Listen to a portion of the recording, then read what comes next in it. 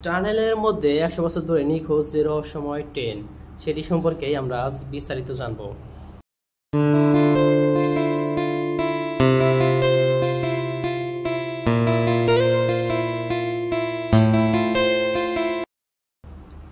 1911 সালে ইটালির জেনেটি নামক একটি কোম্পানি চেয়েছিল যাত্রীদের বিনা টিকিটে ট্রেনে করে ইটালি ভ্রমণ করাতে। তবে শেষ পর্যন্ত আর গন্তব্যে পৌঁছাতে হয়নি ট্রেনটির। মাঝপথে রহস্যজনকভাবে ট্রেনটি হঠাৎ উধাও হয়ে যায়। 100 বছরের বেশি সময় পার হয়ে গেলেও ট্রেনটির কোনো খোঁজ খবর মেলেনি। এমনকি খোঁজ মেলেনি ট্রেনটির যাত্রীদেরও। বিজ্ঞানীরা অনেক অনুসন্ধান করেও পাননি ঘটনার কোনো যুক্তিসঙ্গত সূত্র। এখনো বিশ্বজুড়ে ভৌতিক ট্রেনটি নিয়ে আলোচনা করা হয়, তবে আধুনিক মনা অনেকে বিশ্বাস করেন না ভূতুড়ে এই ঘটনাটি।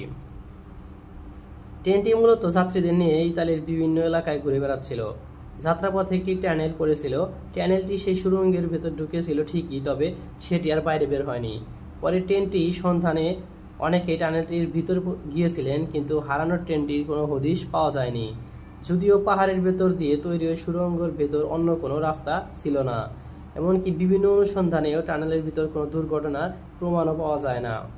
সেই সময় এই সুড়ঙ্গ থেকে দুজন উদ্ধার হলে তাদের কাছ থেকে জানা যায় একটি মর্মান্তিক ঘটনা।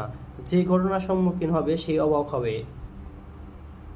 তিনটি সুড়ঙ্গ প্রবেশ করতেই সেখান থেকে রহস্যজনক ধোঁয়া বের হচ্ছিল। এই ঘটনা দেখে তারা খুব ঘাবড়ে গিয়েছিল এবং ট্রেন থেকে লাফ দেয়।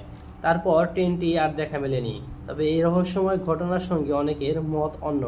কেউ কেউ বলেন ট্রেনটি তার সময়ের সাথে 71 বছর পিছিয়ে গেছে। অনেক মিডিয়ার তথ্য অনুসারে ট্রেনটি 1840 সালে মেক্সিকোতে পৌঁছেছিল।